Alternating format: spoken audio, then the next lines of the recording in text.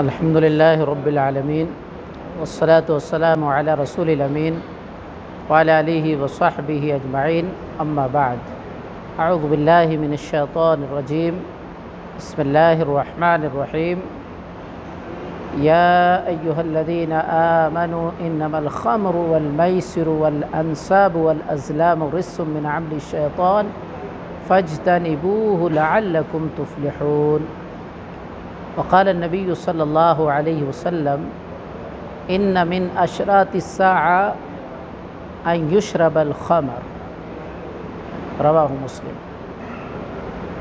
تمام قسم کی حمد و ثنا، تعریف اور توصیف، کبریائی اور بڑائی رب العالمین کے لیے، اس کے بعد بے شمار درود و سلام نازل ہو تمام انبیاء کرام پر، خصوصاً آخری نبی جناب محمد عربی صلی اللہ علیہ وسلم پر۔ میں تمام مسلمانوں کو اور پوری دنیا کے لوگوں کو یہ پیغام دینا چاہتا ہوں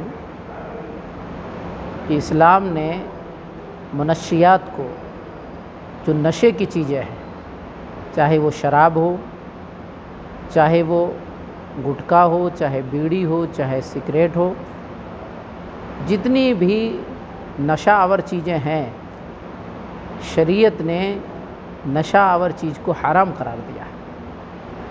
آپ اگر اس کی تاریخ اٹھا کر کے دیکھیں تو رسول اللہ صلی اللہ علیہ وسلم جب آئے تو اس وقت صحابہ رضوان اللہ اجمعین شراب پیا کرتے تھے۔ شریعت نے نشہ آور چیز کو پہلے مرحلے میں حرام نہیں قرار دیا، بلکہ شریعت کا ایک اصول بنا۔ سب سے پہلے قرآن کی جو آیت نازل ہوئی اس سلسلے میں اللہ نے کہا یسألونک عن الخمر والمیسر قل فیہما اثم کبیر واثمہما اکبر من نفعہما۔ اللہ کے نبی صلی اللہ علیہ وسلم، لوگ آپ سے شراب اور جوئے کے بارے میں سوال کرتے ہیں، آپ کہہ دیجئے کہ ان دونوں میں نفع ہے، لیکن اس کا نفع کم ہے، نقصان زیادہ ہے۔ گویا کہ شریعت نے پہلا نقطہ بتایا۔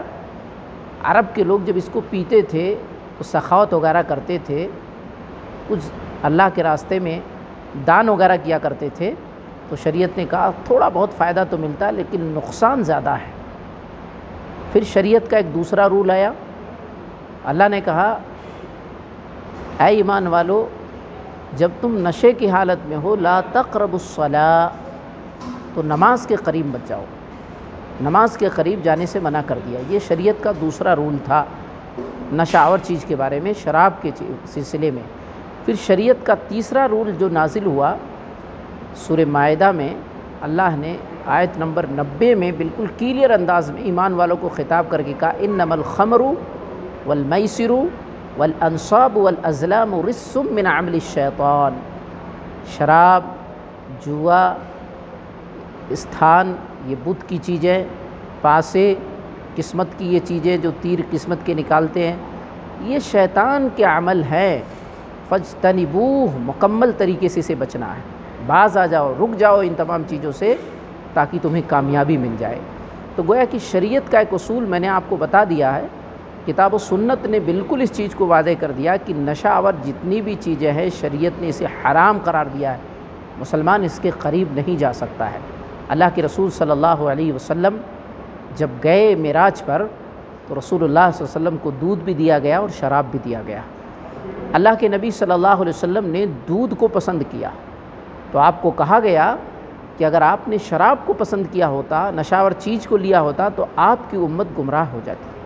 غور کیجئے کہ نشہ آور چیز کتنی خطرناک چیز ہے کہ شریعت نے اس کو پوری طریقے سے بند کر دیا ہے۔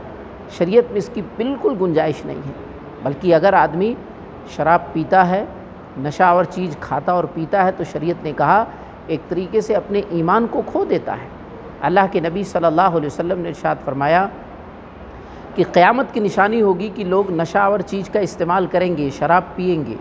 آج افسوس کے ساتھ کہنا پڑتا ہے کہ ہمارے معاشرے میں، سماج میں نشہ آور چیز عام ہے، چاہے وہ شراب کی شکل میں ہو، چاہے وہ گٹکے کی شکل میں ہو، چاہے بیڑی، سگریٹ اور زردے کی شکل میں ہو۔ شریعت نے اصول بتا دیا شریعت نے ہمیں یہ سکھا دیا کہ ما اسکرا کثیرہ فقلیلہ حرام، کل مسکر حرام۔ یہ شریعت کا اصول ہے کہ نشہ ور چیز چاہے تھوڑا ہو چاہے زیادہ، شریعت نے کہا یہ حرام ہے۔ ہم بیڑی سگریٹ گٹکے جو قلیل مقدار میں ہے، تھوڑی مقدار میں ہے، ہم اسے پی کر کے حلال نہیں کہہ سکتے۔ آج جو لوگ بھی ان کو استعمال کر رہے ہیں انہیں سوچنا چاہیے کہ حرام چیزوں کا استعمال ہو رہا ہے، کہیں ایسا تو نہیں ہماری نماز نہ قبول ہو، ہمارے روزے نہ قبول ہوں، ہماری عبادتیں قبول نہ ہو، کیونکہ ہم حرام چیز کھا رہے ہیں۔ تو ظاہر سی بات ہے اگر حرام کھا کے ہم عبادت کر رہے ہیں، اللہ کے گھر خانہ کعبہ میں بھی پہنچ جائیں تو اللہ ہماری عبادت کو قبول نہیں کرتا ہے۔ اس لیے مسلمانوں کو اس سے باز آ جانا چاہیے۔ آج افسوس کے ساتھ مجھے کہنا پڑتا ہے کہ آج اسلامی ممالک میں شراب بیچے جا رہے ہیں، شراب خریدے جا رہے ہیں، حالانکہ حکومتوں کو چاہیے کہ پوری پابندی لگائی جائے شراب پر، نہ شراب کے تعلق سے ان کو اجازت دیا جائے، نہ کمپنیوں کو لائسنس دیا جائے اور نہ دکانیں کھولی جائے، بلکہ اس پر سختی کی جائے۔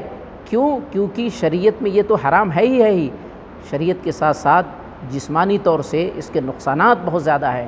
آج کتنے ایسے لوگ ہیں جو شراب پی کر مر رہے ہیں، شراب پی کر کے اپنے اندر بڑی بڑی بیماریاں پیدا کر رہے ہیں، کتنے ایسے لوگ ہیں جو شراب پی کر کے اپنے آپ کو تباہ و برباد کر رہے ہیں، کتنی فیملی کتنی نسلیں تباہ و برباد ہو رہی ہیں۔ اس لیے ہم تمام لوگوں کو یہ سوچنا پڑے گا کہ شریعت نے جو یہ راستہ بتایا ہے بہترین راستہ ہے، ہمیں اس چیز کو لاگو اور قانون نافذ کر دینا چاہیے کہ ایسی چیز ہمارے ہاں نہیں استعمال ہو۔ اللہ سے ہم دعا کریں گے جو بھی باتیں کہی گئی سنی گئی، اللہ کہنے سننے سے زیادہ ہم تمام لوگوں کو اس پر عمل کرنے کی توفیق عطا فرمائے، آمین۔